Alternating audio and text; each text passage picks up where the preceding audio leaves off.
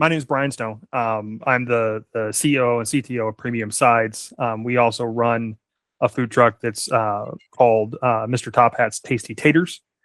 So we got started. I guess it's been almost a year and almost 2 years now that we started working on food truck, and that was really, to be honest, was all wrapped around our son.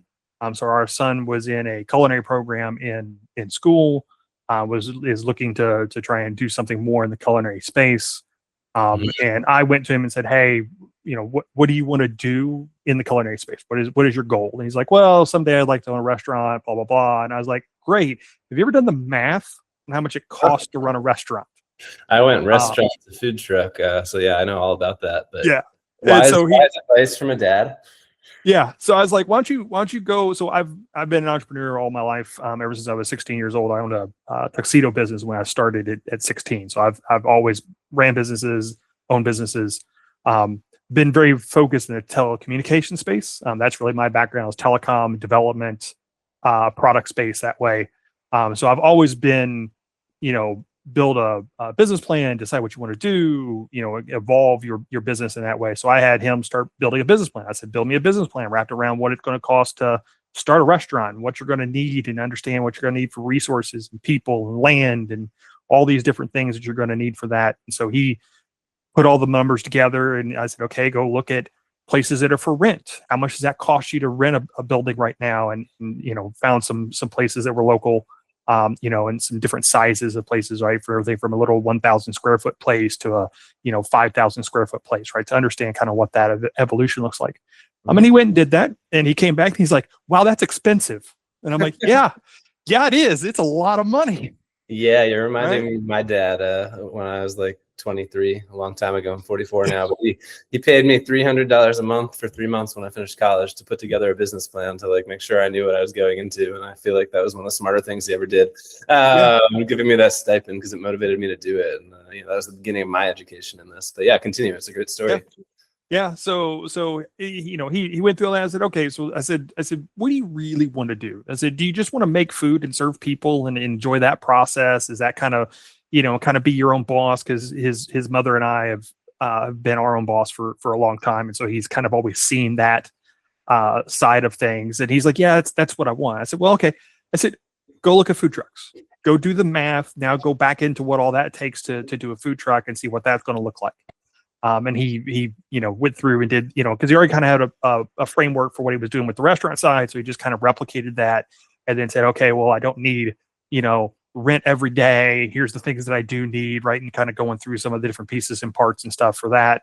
And then he got to the end. He's like, wow, that's a lot less money. And I'm like, yeah, it's a lot less money. I said, and you're still going to do roughly the same amount of work, but your overhead is different. I said, and you want to do things like you enjoy going to concerts and things like that. I said, you can actually go and do some of these events and things like that and make money now doing it, and still be able to go and do some of that stuff. And he's like, oh, that'd be kind of cool. And I said, yeah. I said, and it's, so we did the math, and he's like, I think I want to do that. I'm like, okay. So then it became the hard work, which was trying to figure out how to do that. Because that's not my space. That's, I'm a business guy, not a food truck guy. Sure. So I spent a lot of time trying to research it, having him do a bunch of research, but I wanted to make sure that I understood it really, really well. Because at the end of the day, we were the ones that were shelling out the money to be able to accomplish that. So makes sense. Where is his truck based? So we were in Boca Raton. We just literally just a few months ago moved to the St. Cloud area in Florida. So we're trying to redo everything here now in St. Cloud. I know a lot of regulations vary county by county. That's why I was asking. Yeah, everything's a little bit different. In some cities are nicer to food trucks than other cities, and so you got to kind of figure out how to work through some of those things. So it's been interesting. St. Cloud is not necessarily as food truck forward, but like Orlando has huge amounts of food trucks. So it's been an interesting thing trying to understand. And for me, is when we first went and talked to them, they're like, well, we're not really keen on food trucks all the time. And I'm like, okay, great. Can you tell me why? Like, help me understand what's the problem, right? Where is it? And it turns out that really what their concern is they didn't want a food truck sitting in the exact same place and never moving. Interesting. They didn't mind because they actually do events and stuff here in town. And so Mhm. they actually hire food trucks to come into town and do the events. And I'm like, well, you can't be anti food truck and hire food trucks. Like there's a Right. reason that somebody, you're right. And so what happens was that, a lot of the environment people were talking about, they don't want food trucks, blah, blah, blah. And they were like, no, we just don't want the random guy in a parking lot of a gas station that isn't following the rules and all this stuff like that. So they had some very bad experiences as a organization, the city. Yeah, it's Um, interesting to hear you say this, just because like I'm from New Jersey and I live in Pittsburgh, and that's where most of my business experience is. And Pittsburgh is all pretty much event driven. You don't really see many food trucks that are parked in one place all the time, with the exception of a couple by the universities, and it's a whole separate permitting process. But I have noticed when I'm in Florida, and I've been far from everywhere in the state, obviously, but I've noticed more trucks that seem to just be set up in one spot in the gas station parking lot, like you've mentioned. And I don't know if that's a cultural thing in your state, and that's kind of the norm of what people think of when they think of food trucks, or if it's more of the model that I'm familiar with, where you're actually going places. But it sounds like it's a mixed bag from what you're telling it me. is kind of a mixed bag, right? So Orlando, like there are food truck parks in Orlando, right? That'll have 50 or 60 food trucks all sitting in the same parking spot, and they rent out those spaces and they're there permanently. Yeah. Right. And so I think in this general area in this county and in Orange County, right? So we're in Osceola County, but those two are right next to each other. And so I think they're very used to that concept because there's at least 3 different parks like that. And so I think a lot of people locally think of it that way. They're like, okay, it's a permanent thing. It just happens to be it's a trailer, but you're still in the same spot all the time, right? And then there's a lot of that, on the side of the road at a gas station type thing around here. And I found that that's what the city was just like. We don't really care for that part. And I'm like, okay, great. So can I be a food truck business in St. Cloud and just put on events and do things with, other food trucks and different businesses and stuff like that, and do like a weekend thing at a like a auto parts store? Or can I do a weekend thing at a department store or something like that, right? And do them as like little mini events. And they're like, oh yeah, well, that's fine with us. We don't care if you do like little mini events. Like, and so it was like just understanding what their issue was, right? And not just I talked to other food truck people that just got mad. They were like, oh, we just don't do business in St. Cloud because of this problem. And I'm like, there has to be a reason, right? We have to work past it. Yeah, a really valuable business lesson you're offering, even before you talk about what you do. Just if you're staying curious and you're not assuming the worst in people, oftentimes you can find solutions and common ground and understand what they're thinking. And you modeling that is enabling your son to go and do what he wants to do. It sounds like he's more interested in one-off type events anyway. When you mentioned like concerts and that sort of thing, that was always the fun part for me. So I had a food truck for 15 years and restaurants for 20 years before I sold some things in pieces with the pandemic. My restaurants made sense to move on from.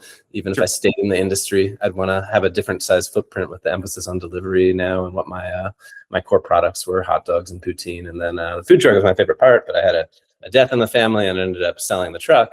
But the truck was my favorite part of operations, and I loved going to a new place every day as opposed to going to the same address with the restaurant and working in the same environment. It was really fun for me. I know I've mentioned on some other interviews, I got to do some very weird things. Like I served some medical students that were operating out of a trailer, and inside that trailer, it was a human cadaver lab. And the Pittsburgh Penguins won the Stanley Cup once, and the general manager contacted me, and I was one of the food trucks on this really fancy private estate and some movie sets. And like, you get to do some catering with restaurants, but you're not actually like there. And I think that's one of the appeals for like real food truck people, is like you're doing the same thing, you're doing what you know in your area of expertise, but it also feels new and exciting more often than some other occupations. But well, and you get to meet new people, right? I mean, by traveling and you get to share your food and your what you're passionate about inside your food truck with people that may never go to your restaurant, right? It might be on the other side of town, and they would just be like, well, I just don't go over there. And that's absolutely common thing. And I also found there's a lot of synergy because I did have restaurants. I had 4 brick and mortars over the years, but not concurrently, as many as 2 concurrently. And it was such great advertising for the restaurant to have the food truck. It was just this moving billboard that I generated revenue from. So I think food trucks work quite well as standalone or in concert with a restaurant. And it's a great launching pad potentially for your son if he decides that he wants to grow. Maybe he'll have a brick and mortar someday, but maybe not. And it's okay either way. But I also like that you own the asset with a food truck. You know, most restaurateurs are renting. Some do own the building, and it's a little easier if you decide you're not doing it anymore. Like I said, I sold my truck. I had this tangible asset to sell and get money for, and come out completely debt free, even make a little bit of money, which is the goal. And a little value in my brand too, but not much. I'm not like a world famous restaurateur or anything like that, but enough locally that it was heard of, so it had some value. But I see people all the time get out of the industry and then they don't try to sell their truck, and it's very confusing to me. Like, it's much easier to sell a business when it's still operating and when you're not using it. I have a good friend who's been sitting on his truck for 5 years because he stopped during the pandemic, and he had a decent like local reputation, a good reputation. So there's value in that brand, and I'm sure he could have sold it. And it's only getting harder now. And you can always get another truck if you decide you want to get back into it. Just the way I think about it. But but this is a great story. So so continue. I went on a tangent there, but you were talking to the folks in St. Cloud, and you figured out what they had a problem with, and then as a result, you were able to come up with a plan that made sense for both you and them. Yep. And now we're actually, talking about helping them do some of their events and things like that too, right? So it gave it, because the funny thing is we're all people, right? And you go to these organizations and especially the government, they get so much pushback, right? Because they just follow rules and they're trying to do what's in their preview or purview of what they're allowed to do and stuff. But often if they say no to somebody and it makes them mad or they get frustrated and you end up in this adversarial conversation with somebody, especially at the city or county level, I have found that just doing things, they say that you get more ants with honey than vinegar, right? So just going and having the conversation and being like, hey, I'd love to be able to help. Like, how can I help you guys? How can I, what can we do? Help explain to me what's going on, right? And not do it in an adversarial way, open doors, right? And so now they're like, hey, once we had that discussion and they understood we were more open and trying to fit within what they really needed. And at the end of the day, they're just trying to follow a rule. Like, they didn't make the rule. Right. They're just like, listen, this is my job, is to say, this is what I got to do. And if you meet the criteria, don't meet the criteria, it's a yes or no conversation, right? They're in, we were like, well, how do we fit the criteria, but still do what we want to do, right? And try and work together. And now they're like, hey, we're going to do this event. Do you guys want to come do that event? Right. And so now they're proactively communicating with us because we were the nice guy, right? That came in and tried to figure it out. And not just being the nice guy, you found a way to align your incentives, and then there's a lot less friction when that happens, right? Because they're discovering that they can actually use you. I think about that a lot when I'm booking with food trucks. Some of the consulting I do, I really stress. I find a lot of people have like high minimums all the time, and that's fine. But the opportunity costs of doing an event at one time is not the same as another. So like my minimums are never the same. And it's a very 4-season area where I am, in the winter, as opposed to the summer, on the weekend, as opposed to the weekday. And if they're further out in advance, where someone wants to book me a year away, who knows what other opportunities might come my way. So I have a high minimum then, but if I have nothing on my calendar a few days away, I'll go for a much lower amount. And just thinking about things fluidly that way, I think, is really valuable. And it sounds like you're doing that. So kudos to you with the minimum stuff. I guess the direct comparison, I lost my train of thought here, but it made some sense in my mind a few minutes ago. You reminded me of something, and I think aligning incentives, I was saying. So I often found that, like, and I see this on a lot of like Facebook groups with food trucks, like people complain about how much money somebody wants from them to show up at an event, and some people are like, oh, I'd never pay money for any event. And you can do that, but why limit yourself? Like, consider things on a case-by-case basis. And like, if an event gives you enough exposure and the percentage of revenue they want is reasonable, maybe you want to consider it. Not all the time, but maybe you do for this one particular event that makes sense. And as a small business owner, you have the flexibility to not have these hard and fast rules that larger companies or the government does. So you can work with people, understand what they're saying. And sometimes you can even be like, hey, this is our minimum and you have to cover it if you don't hit that sales number. But if we reach above that minimum, we'll still, share a certain percentage of sales with you. And then they feel like they're on the same team and they're more motivated to get people to come to their event because they're trying to make sure they don't owe you money by hitting the minimum. And if it does really well, they get money. And then all of a sudden everybody's pulling the rope in the same direction, which it sounds like what you figured out with your local municipality there. Different context, but same strategy. So well done. Yeah. And I find that in a lot of times people don't think about what the cost is, right? So they don't think about, okay, I've got to go, fill up the truck, make sure that I've got my oil and, all these things that I've got to do. And so some of the events, and we've talked to people in I don't have a problem with paying to go to an event as long as it makes sense. The math, like you started this conversation with, the math has to work. Yeah. And then, but in some of them, they'd be like, oh, well, we've got 1,000 people and we've got 8 trucks. And I'm like, do you understand? And I have no problem with being the guy to be like, listen, I don't think that's for me. And here's the reason why. And have you understood that you're trying to charge me money for something that I might be lucky to make $200 in the entire event? You want $150, right? If I come out of this thing making $50, that won't even cover the cost of, the fuel for my generator, the fuel for my oil, and the fuel to get my truck there. Exactly. Right? Let alone the time it took me to prep, get everything ready and all that stuff. Right. So I think a lot of people who aren't in the service industry, when they pitch things like that, 1,000 people sounds like a lot of people, but realistically not everyone is going to eat, of course. Depends on the event, how many people, but sometimes as low as 10% in my own calculations, and sometimes as high as maybe 50 or 60%. So let's say it's half, then it's 500 people for 8 trucks. And of course it depends how many hours you're there. And you're thinking about it the right way. Exactly.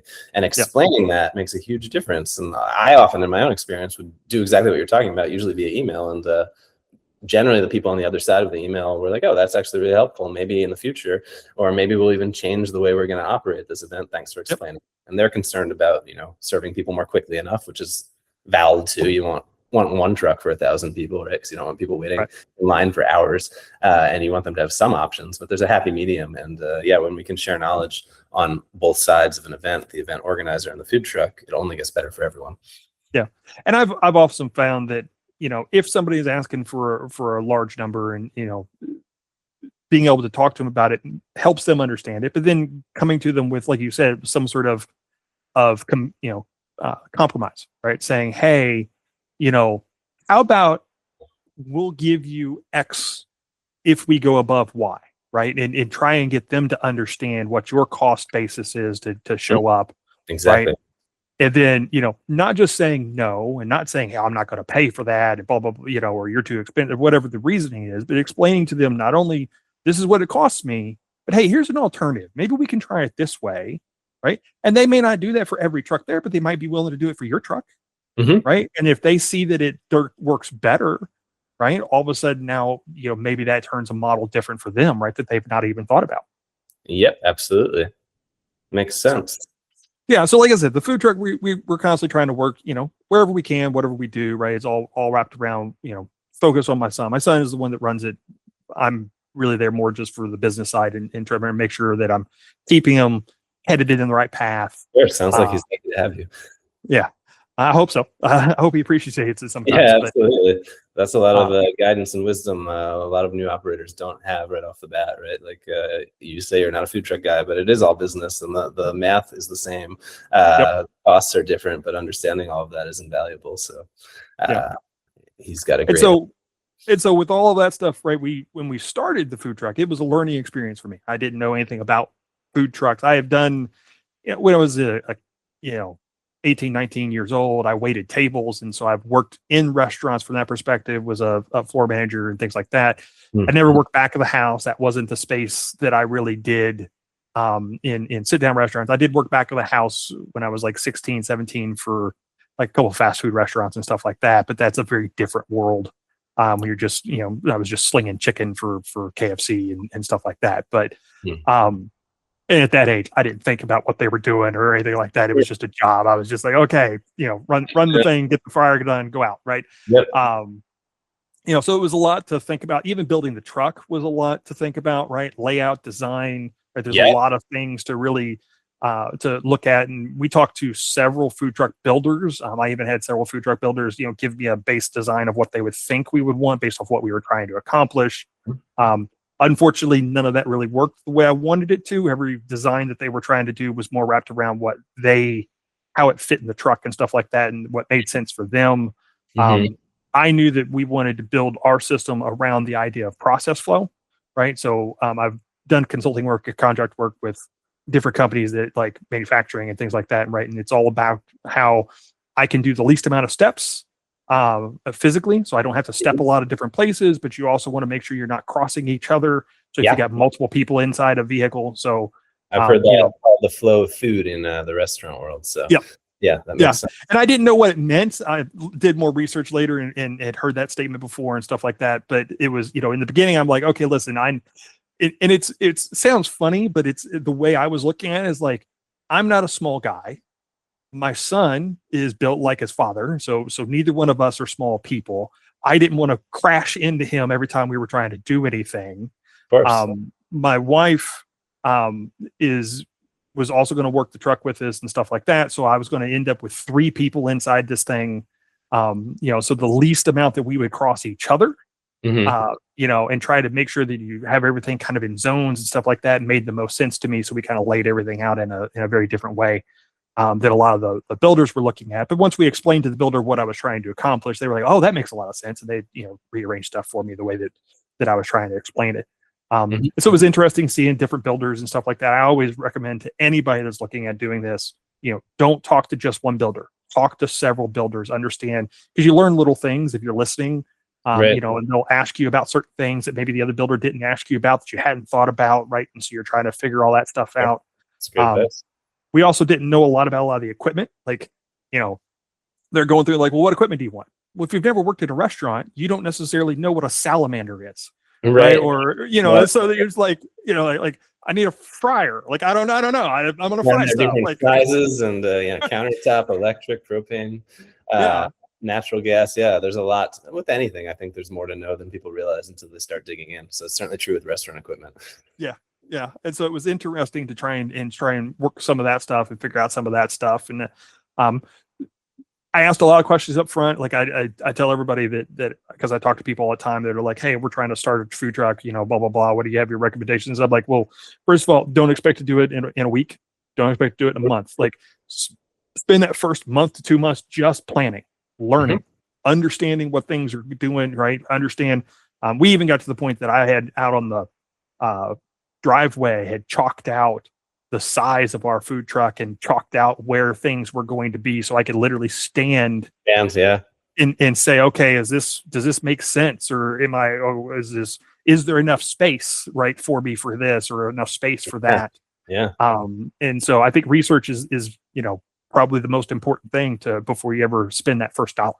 And I know lots of people don't pay someone to build it. And there's a pros and cons to that. If you can build it yourself and you know how to do it and you can go through all that process. But for us, I didn't want to do that. I didn't want to spend the time having to learn all the regulations and all the all that stuff. And so to me, we were going to be in this thing all the time. I wanted to be safe, right? I wanted to be safe for my wife and for my son. And so I was like, well, we'll just, find a good builder, find somebody that's reputable that at least can go through and answer the questions that we wanted and can do something for us. A lot of good builders will guarantee that you pass health inspection too, which is an added bonus. And I will say, as a food truck operator, I became a lot more handy than on the other side, and that's great. But yeah, I would not have been prepared to build my own food truck, even with my second truck. And I used a builder just like you. But there are some people who excel at that, and if they're comfortable, you can certainly do that. And I'd never say don't do it if that's your skill set, but most of the time I recommend that people work with a builder who knows what they're doing, because there's just so many unknowns. And it sounds like you did your homework, and correct me if I'm wrong, but it also sounds like you had your menu in mind as you were designing the truck. Is that right? Yeah. Okay. Yeah, we knew in general what we were going to do. And now I probably overbuilt our truck a little intentionally. My son is young, and he might, we do potatoes. We're focused on potatoes. So we do French fries, tater tots, baked potatoes. right? But I wanted to make sure that he had enough general equipment and large enough equipment that if he decided 2 years from now he wanted to pivot and wanted to do hamburgers and hot dogs or whatever, that he could do that in that facility, right? So I'm making sure that that facility, it doesn't matter what I change the wrap on the outside or anything like that, but the inside still has to function and do the things it needs to do. So, so like I said, I overbuilt a little bit. I probably have a bigger, more burners that I need. I probably have a bigger hot table or that I need, but we ended up filling up a lot of that space with additional stuff as we were going. So it doesn't get not used. It just probably is not as efficient as it necessarily was needed. But we were planning for the future, right? You got to make sure that you're thinking about that. Absolutely, that makes sense. So then, now that we've kind of established your food truck story, your whole background, you mentioned you're an entrepreneur your whole life, and telecommunications is a field you've been in, and I'm assuming that's what inspired the first device you showed me at the convention. I forget what it was called, but I do remember what it looked like, and it basically, I can't say guarantees, but makes it much more likely that you're going to have functional cell phone service wherever you're operating, correct? Yep. Right. So as a part of the process of trying to build all this stuff out, right, and you get your food truck and you're excited and you're ready to go, and you've got your first place that you're going to go, your first event that you're going to go to, and again, I'm a tech guy, right? So I understood that I needed internet. I understood how I needed to use that for the POS, right? We talked to the first builder the builder that built our system, and they were like, well, just go pick a carrier, right? AT&T, Verizon, T-Mobile, right? Any of these guys, right, that are out there, they all sell little boxes that you can connect to and make it work and go. And I was like, okay, great. So I went and did that, right? And so I started with the T-Mobile unit, put it in the food truck. This is what they sold me. It's just a little MiFi unit. It's got a little Ethernet jack on the side to be able to connect the POS up to it. And that's what they sold. And it's, and we set it up at the first place that we were at, or the where we stored everything. We were doing our prep and all that stuff like that, connect our POS to it. It worked. I was like, great, this is fantastic, right? And you're like, okay, we're ready to go, we're ready to rock and roll. We literally drove 2 miles from where we stored our trailer and did all our prep work to our first event. And that first event, I had no internet. None at all. Wow. And it was very eye-opening at that moment. And I, as a tech guy, didn't really think about it at first, which is sad, unfortunately. But I was like, we'll just get the internet and we'll move on, right? And so the first place we went to, it didn't work, right? And we were like, well, this is bad. Now I was able to, tether off of my AT&T cell phone, and AT&T worked fine. And so I rearranged a bunch of stuff sitting there on the right before everything was supposed to open up, and was doing a bunch of stuff technically to make things connect to my other phones, and then run through a router and all this other stuff, which most people aren't going to do and aren't going to have the capabilities of doing. And you're really not going to do it when you're trying to open up everything up and go from there. And you're not going to want to carry, multiple devices. And so I stepped away from that after that event and said, okay, we have to solve this problem. Like, this is, your number one way to make money is you're selling food, but you have to sell it. Like, you have to take money, right? And while I know there are some people that say I'm cash only and I only want to do cash, that just loses so much, in my opinion. There's so many people that are credit card only. I'm credit card only 99% of the time. I rarely have cash. My perspective has always been, I will figure out how to accept however you want to pay me, because the more payments I accept, the more potential customers I have. Exactly. That's how I see it. So so I made the decision. I was like, okay, well, I need to go figure out how to fix this. And because of my background, I knew there was technology that existed. And I'm like, okay, well, I made a bad mistake. I picked T-Mobile. Let me go and do some research the next week, and I'll go find somebody that Taylor sells to the food truck space, and that's got a product for this, because I know that the technology exists. Well, I'm assuming somebody out there is selling this product. And I went and started trying to do the research, and I couldn't find anybody.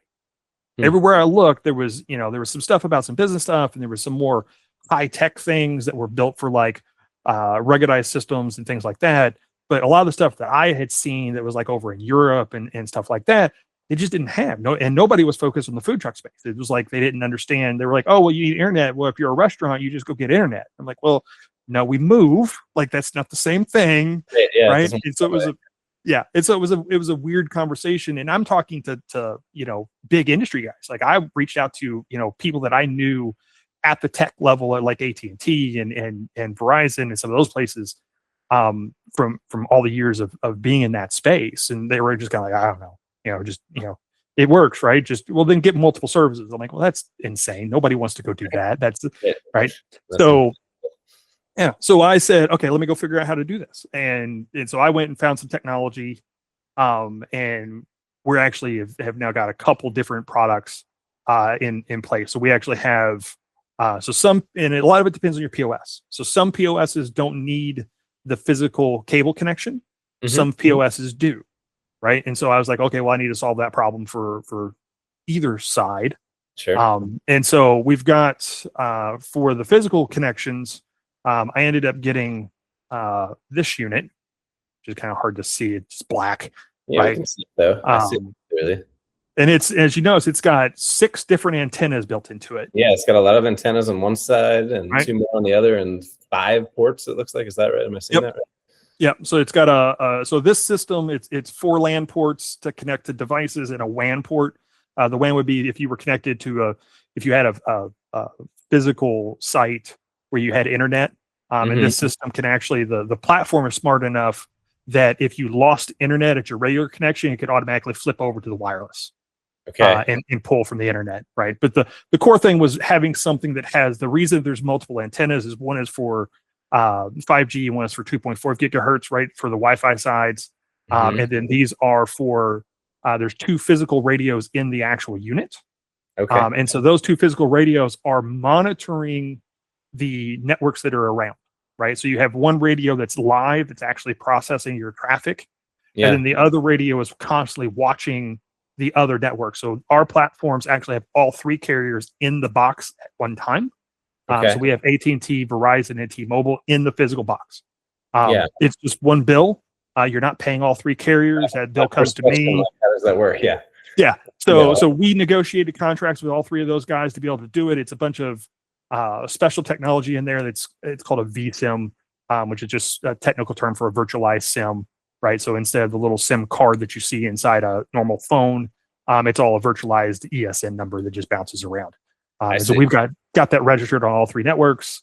And then this system, along with a back-end system that's all AI driven, is constantly looking at them and trying to figure out, is there an issue? And so if you turn up, and in some environments, like where we've gone and done large events, and like Verizon might get saturated because there's so many people there with a Verizon, it's watching and it says, ooh, AT&T is actually cleaner, right? You may have had a little bit stronger signal from really Verizon, but AT&T's actually got more bandwidth and is better, and it'll automatically change them. So you don't have to manually toggle between the services. That's great. Yeah, because I certainly know if you're at a busy event, like the last thing you need is to have to pay attention to like one more device that's interrupting with the actual food service. But if it's doing it itself seamlessly in the background, that's a pretty cool item you've got there. So and then we also we have this little unit, which is the Wi-Fi only unit, right? So, and again, both this one and this one, they're kind of ruggedized. They're built hardcore. Like this is all, metal and stuff like that. And this one's got a bunch of rubber and stuff around it to protect it, right? Because trucks move, right? Things may fall, right? I didn't. They're hot. Yeah, it's a rough environment for electronics. Exactly, and so I didn't want something that was just a simple piece of plastic that if it fell off fell off a shelf or something like that, right? And so our goal was, because it's different being an operator and then trying to build a product around being the operator, right? We understood what the problem was. We understood the environment. We understood. Financially, we keep the services pretty low. I've got services that are as cheap as $25 a month, and I've got services as expensive as $300 a month. It depends on, instead of being like AT&T and Verizon is just like, hey, we're just going to give you this service, and it's maybe, quote, unlimited, which means that once you reach a certain threshold, they're going to throttle it and slow it down really crazy slow. We just bill you based on what you use. Right. Okay. So we're like, listen, we've got, packages, and you can pick the package that you want if you know that you're going to use it. But I have some customers that are doing events 1 week in a month. Sure. And they don't need a $50-$60 a month bill to do 1 week in a month. POSs don't usually do a whole lot of transitioning or transactioning. They're small packets. Yeah, I was just gonna say, am I right to think that like if you're not streaming video on this service and you're just purely like processing credit cards, there's not a lot of data that's used per transaction, so like it shouldn't be an astronomical bill. But if you're just sitting in your food truck board because you have no customers and you decide to like stream a football game or watch a movie and you're using that service, then it would cost a lot more, presumably, right? I'm not an expert. Exactly. No, that's right. That's right. 100% right. And we actually had customers that came to us and were like, listen, this is great.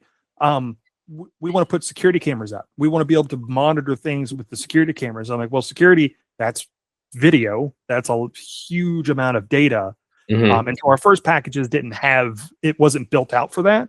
But then I had customers asking for that. So that's why it goes all like up to $300, is because we were like, okay, I need to build big packages, right? For us, $300 a month is a terabyte of space, which is massive amount of data. Yeah, I know enough to know what a terabyte is. Yeah.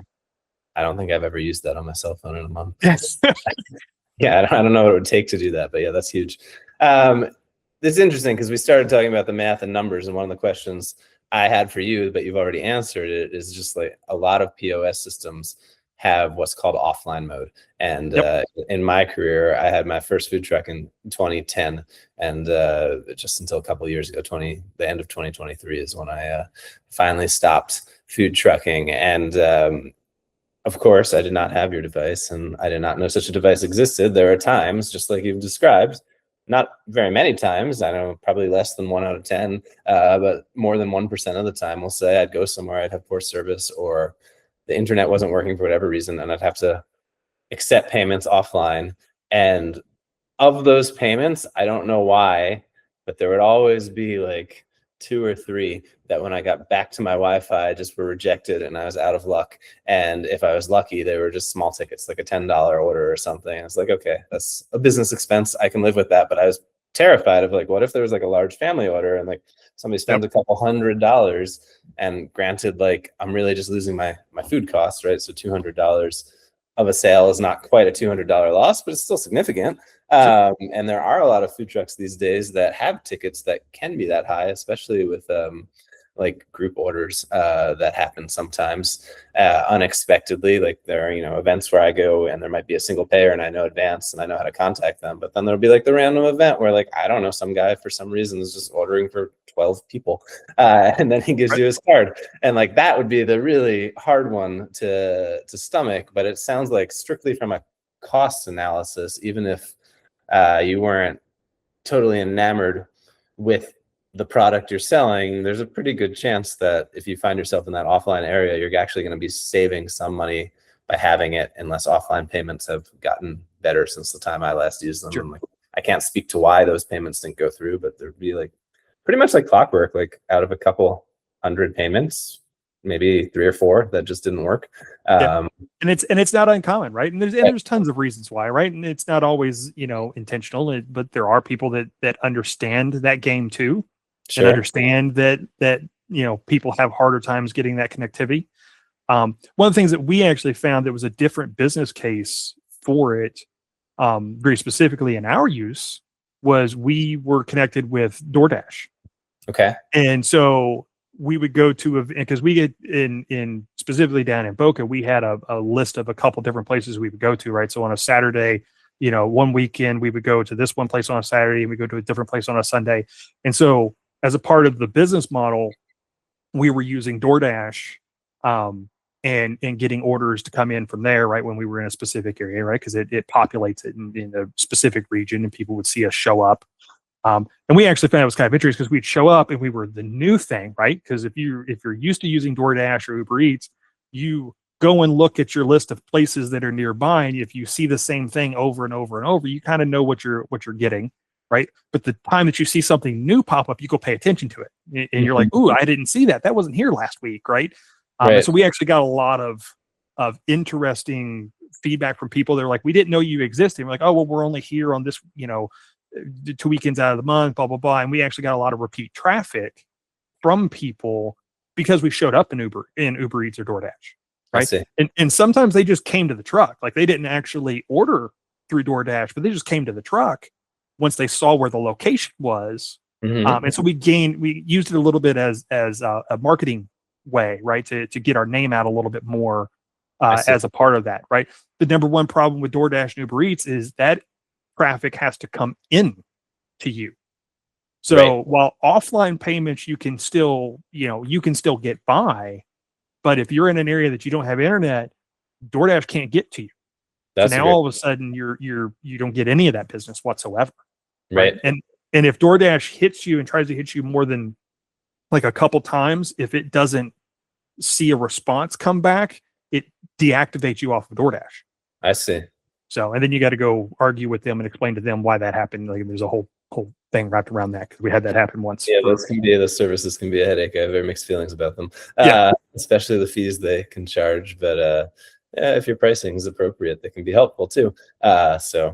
Yeah, and we looked at DoorDash and Uber Eats. It wasn't about making money; it was about getting our name out, right? So Yeah. we made sure that we put the pricing high enough, right? And I felt bad because somebody be like, "Well, this is how much it was on DoorDash." And they show up at the truck and it's much less. And I'm like, "Dude, that's not me. That's DoorDash. Like, I don't, Yeah, it's not my problem."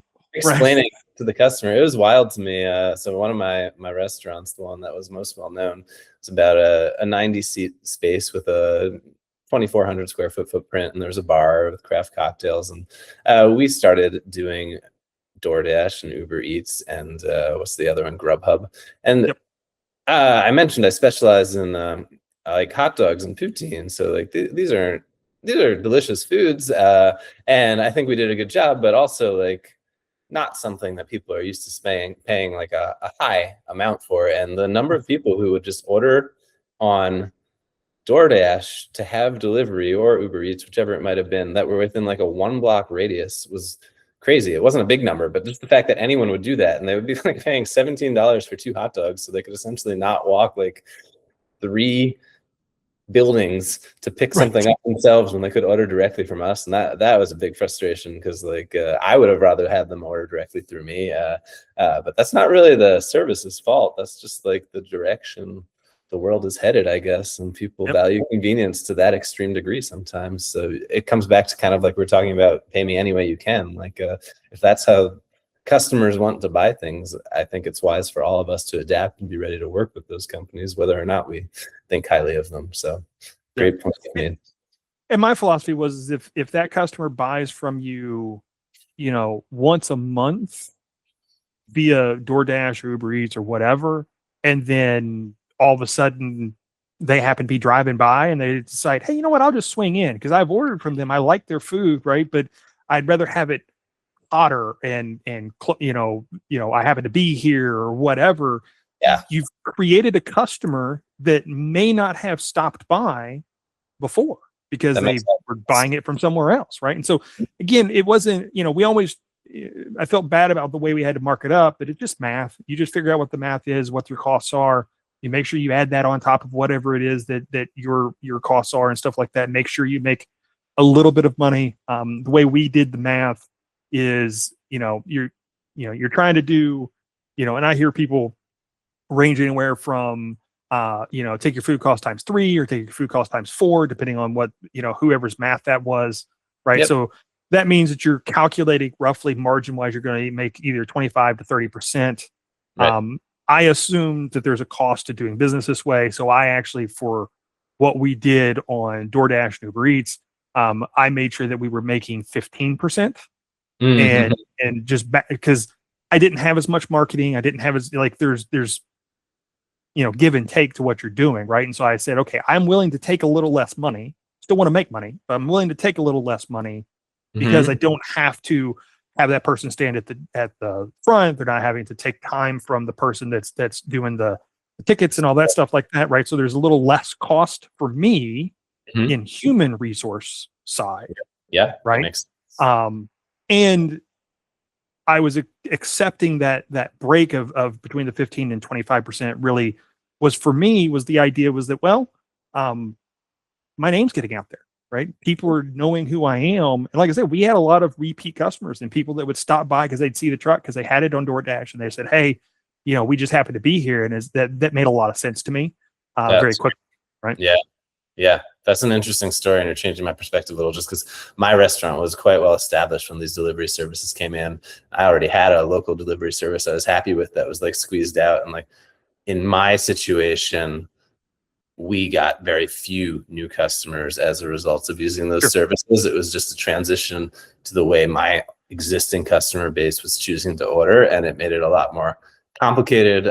There's the human side you mentioned, but you lose control a little bit, and sometimes the delivery takes a long time. I once had a delivery driver come a full 24 hours after the order was placed, and the customer, that afternoon was upset, and they tend to want to blame you first because you're easier to get a hold of than the delivery companies, and that comes back to being able to explain to them, look, we're just partnering with this, and you chose to like order through this company, and they're the ones dropping the ball. And when that delivery driver came 24 hours later, he wanted us to prepare the meal, and we were like, you're crazy. Like, obviously this guy wanted it yesterday, and we ended up like tracking it down. We were able to call him, and he's like, I'm in Pittsburgh, and he's like, oh, I'm in Washington, D.C. now on a business trip. So like, it would have done no good for this man to deliver the order. And like, I don't necessarily think it was his fault. I don't think he was sitting on the order for 24 hours, but something happened in the tech world where for whatever reason, he only became aware of the order a day late, and day late and a dollar short, as they say. But that makes a lot of sense if you're starting out. Like when I was starting out,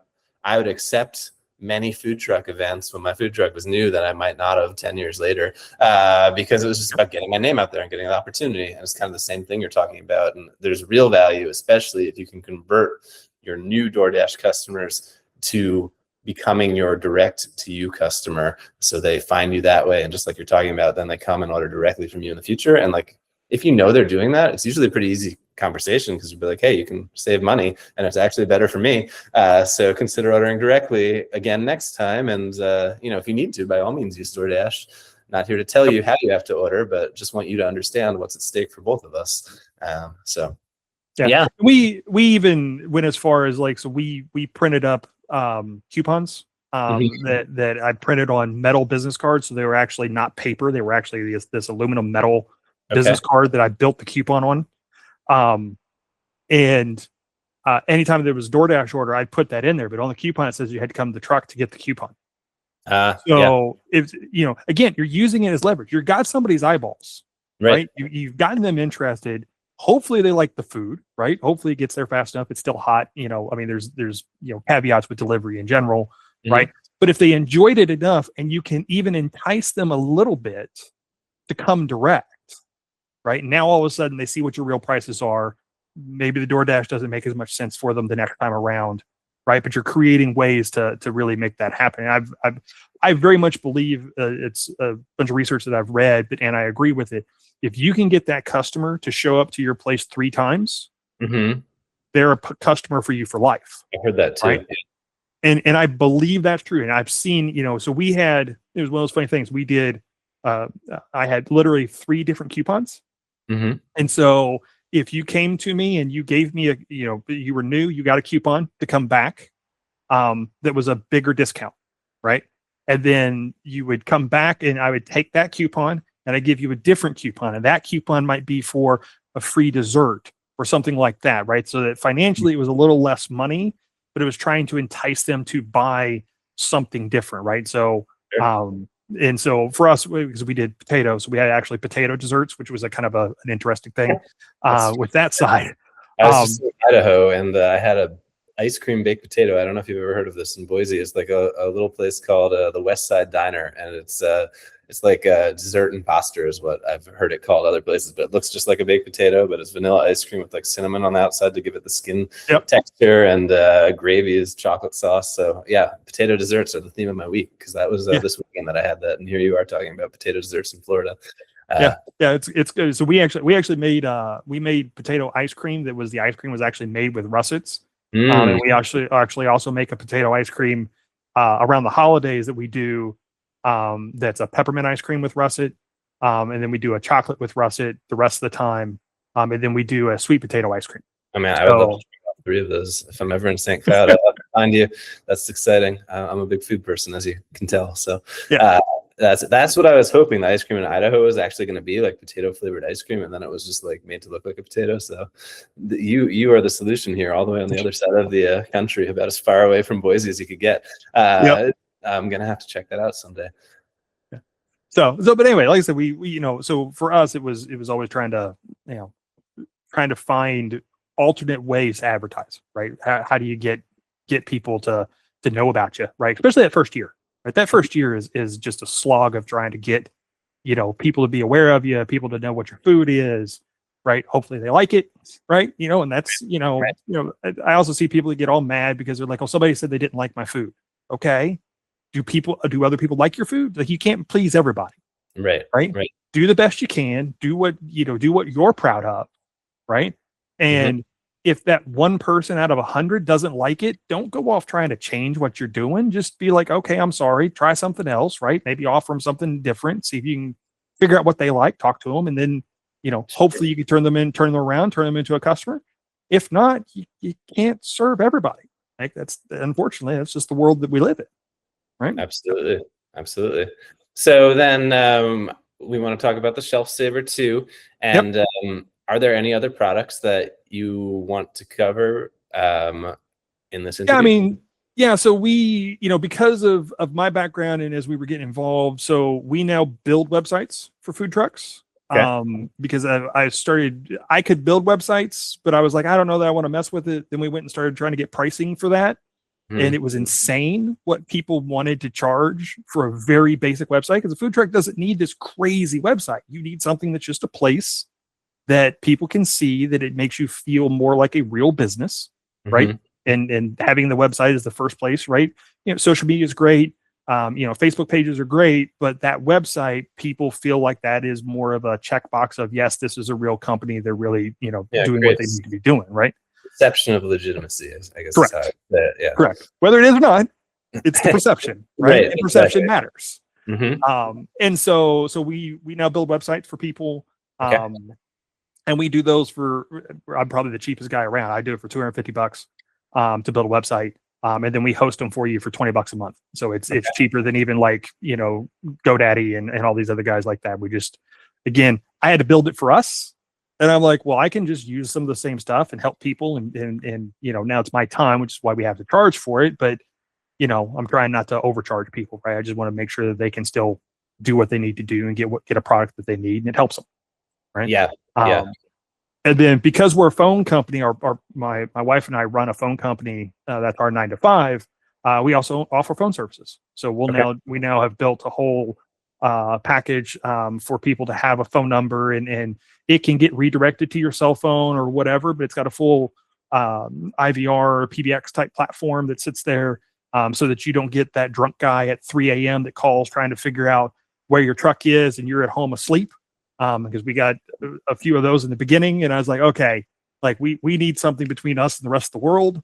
And so, yes, for anyone who doesn't have a tech background, you can have a phone without being bothered all the time, is what I'm hearing here. Exactly. Exactly. Right. So that allows them, right? Our phone numbers on the truck and all marketing material. And so if somebody calls it, there's a setup window that says, okay, this is our business hours. This is what I'm willing. And if it's not during those business hours, it kicks it to voicemail, and they've got to press 1 for, if you want to, need to speak to management, press 2 if you want to talk to catering, right? And you can make yourself seem like a bigger company as well by having these multiple options, and all those options just go right back to our cell phone. Like, it's not like we sent it somewhere special, right? They're not different people, but it gives you that perception again, like you were saying, right? And perception matters, right? And so, especially if you want to do catering, right? Other businesses like doing business with other businesses that are established businesses, right? And so they like the idea of it, you sounding larger, even if you're a 2 or 3 person business, right? Yeah, that makes perfect sense. Yep. And then the last thing that you mentioned, which is our shelf savers. I'll see if I can share the screen, but go ahead and start talking about that. So the shelf savers in general. So we run commercial refrigerators. We've got 2 commercial refrigerators and a commercial freezer in our food truck. Potatoes are heavy. Sodas are heavy. I'm sure everybody that's ever tried to load up your refrigerator or your freezer with frozen foods or whatever that you've got, right? That stuff's all heavy, and those little food trucks, the commercial freezers, they've all got this standardized commercial shelf clip. Mhm. So in the photo, in the little presentation thing that I showed you, so it shows a picture of just what the standard clip looks like, and that's in probably 90% of most food trucks that have a commercial fridge. They all use that same kind of clip. And then right next to that is a picture of one of our clips after we literally drove 10-minute drive to go to an event, and it just had a case of water sitting on that shelf. And so we, being a food truck that had potatoes and French fries and stuff like that, and we pre-fried and froze our French fries, we had a lot of containers stacked inside this refrigerator, Mhm. and drove down the road, and clips bend. And once those clips bend, if you hit a bump, that clip falls out. And once Right. that clip falls out, the entire shelf falls. Even in a brick and mortar restaurant setting, to be clear, without hitting bumps in the roads, they will fall out as they bend and there's weight. So this is Yep. a more severe problem in food trucks, but it's a well-known restaurant problem. And like you can go to Restaurant Depot and buy a bag of like 100 of these clips because you just go through them, especially if people aren't careful and are slamming things down. If you have a lot of employees and you're not watching them all the time, it's just the way it is because they're not necessarily bad employees, but it's not their stuff and they're not thinking about taking care of it. They're thinking about like getting rid of the heavy thing in their hands and getting it off onto the shelf, and they might put it down pretty hard. And so this is not just a food truck problem, but it very much is a food truck problem, to be clear for anyone watching. Yeah, it was one of those things. I didn't think about it until we had the problem, right? And we went to an event, one of our farther away events, got there, opened up the refrigerator, and every shelf in our refrigerator had fallen from the top down. Because once the first one dropped at the top, then they added more weight to the second one, and that one then fell, and then the third one fell. And so we had 3 shelves, and all of them fall. Mhm. And when you open that door, now, fortunately, our refrigerators had locks on them, so it didn't come open while we were driving. But we got there, unlocked it, opened the door, and had an avalanche of stuff. I can imagine. Out. Yeah, I've Right. had some incidents of flying refrigerator contents in my career, so I can picture the mess very clearly, as I'm sure many other people who've done this can. So. Yep. And so I was like, okay, I need to figure out a way to solve this problem. I actually bought new clips. Like you said, you can go to Restaurant Depot and stuff like that and get the clips. And I found the clips I originally gotten were seemed like to be a little bit thinner metal. And so I went and bought new clips that seemed to be a little bit thicker metal. First trip out, still did the same thing, right? It's just leveraged in, like I said, in the food truck, right? You drive down the road, it's bouncing, you hit a bump, like it's just magnifies what that weight is, right? Again, I had it just with a case of water and it bent that one, right? Sure. It wasn't stacked as much as I probably did with more than I probably should have with potatoes and French fries and stuff. And so what I ended up doing is with a lot of the stuff that we do, because my household, we're always playing with technology and stuff. So I do a lot of 3D printing and design work. And so I actually created 3D printed this little, what we refer to as a shelf saver. And we build it out of PETG, which is a food safe material. And we use a dedicated printer for it. And then you can see the pictures on here where it's got the far left picture at the bottom is a standard shelf with the clip, non-bent clip. And then the second picture, you just slide the little unit, the shelf saver inside that clip. And then the third picture is where you take a wire tie, which we include in our packaging, and loop it through and tighten it on the backside so that clip can't fall out. At that point. It's so simple, but really ingenious. Yeah, it was one of those funny things. Like we did it in at this point now, like my son can practically sit on the shelves and they don't budge. Like the weak part is the physical shelf itself now, not the actual clips anymore. Yeah, I remember talking to you when I met you. Like I have a few times in a pretty long career seen where those metal strips that the clips connect to start to pull away after like years and years of use. But like it takes a lot of weight to do that. And I guess that might happen, but probably. Yeah, that'd probably be your next place is at that little hole Yeah, it full. takes a lot of weight. I don't even know the number, but just knowing what I know from having had a restaurant and food trucks for 20 years, like I maybe saw that once or twice, and like these are units that were used every day for years on end, and like your refrigerator compressor very well might kick out, and the whole thing will need to be replaced before you're facing that. So Right. yeah, it's not right to say that it's infinitely stronger, but it's exponentially stronger, I guess we should say, just because of this little clip. Yeah. And I can't really imagine what it would take to rip that side out or break the shelf in two, like you were alluding to a minute ago. Like if that is happening to you, I don't know what you're doing based on my own career and what I've seen. So I'm pretty sure that's not going to happen to you. I think this solves the problem. Yeah, at that point, you need to reevaluate what you're putting in your refrigerator if you're doing those two things, right? But yeah, so we've in the funny thing was originally we built it and I just made it solid, and they fit very, very tightly. But I was always worried that they might move out. But the other problem we ran into once we solidified that is sometimes the shelves would hop if they were empty.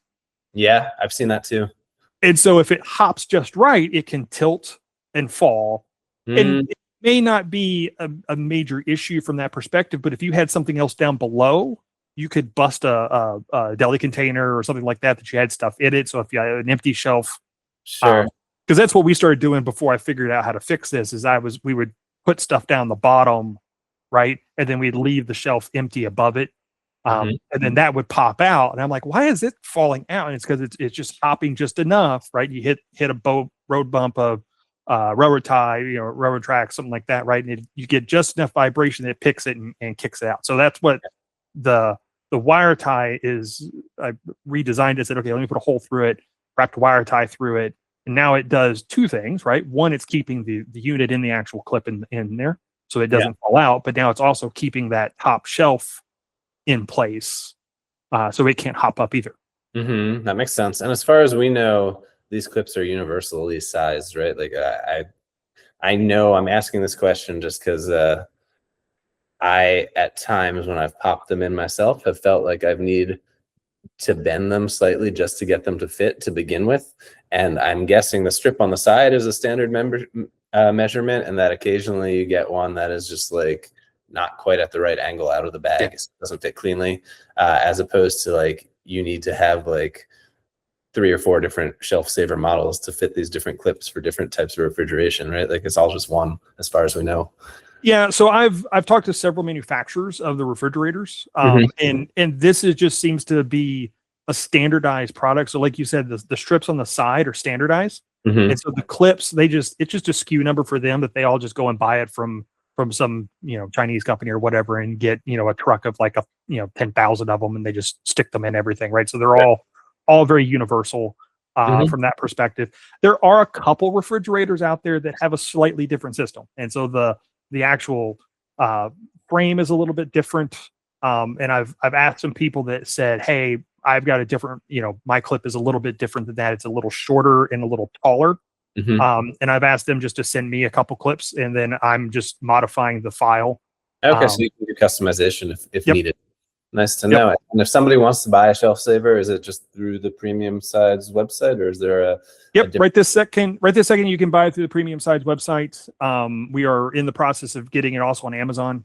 So I'm trying to work through some things for that. Just because you have to have an actual QR code and all that stuff, or not a QR code, but a little barcode.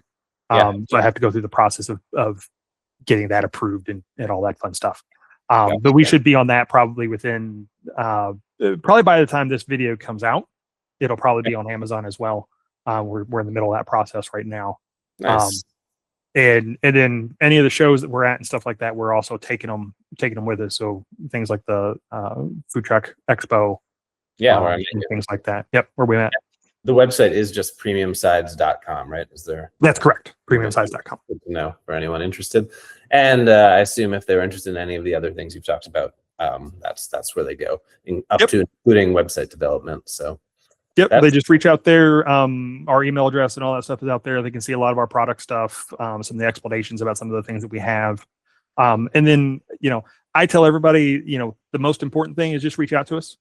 Help us understand what you're doing. We can sometimes put some special packages together and stuff like that for customers. And we're happy to help and talk. We can talk to you about whatever POS you've got. We can talk to you about whatever you're trying to accomplish. Our websites, like I said, because we're building websites, I don't build cookie cutter websites. Every single website is a communication flow between me and the customer, and we figure out what they want, what's important, what's their color schemes, and things like that. It's not a WordPress site that somebody can hack in 10 seconds. It's all hard coded and built. Gotcha. Okay, cool. Yeah. Well, if there's anything else you want to mention, you're more than welcome to. But I think my questions are covered, and I really appreciate your time. I think I may have mentioned to you that this is a newer venture for me as well, so I don't actually have a big following, but I have some time on my hands, and I am just trying to create something that I wish was there for me when I was starting my food truck, and see where it goes. And then I'm also working on a nonprofit with my parents and my sister's memory. So those are my two projects right now, and hopefully this will grow to the point where people actually see this video, but I can't guarantee that. I'm sure some people will, I just don't know how many. So I appreciate your willingness to talk to me, and just because I like food trucks and inhabited that world, it's really nice for me to talk to some people who are doing it and pick their brains and learn things. Who knows, I might be back in that game directly someday. We'll see, but I know it pretty well from doing it for so long, so it's really interesting to see how it's evolving and what people are doing. So yeah, just thank you for donating an hour of your time to me. I appreciate it very much. Well, I appreciate you taking the time to talk to us, and we're if there's other things in the future that you want to chat about, we're happy to sit and talk about anything.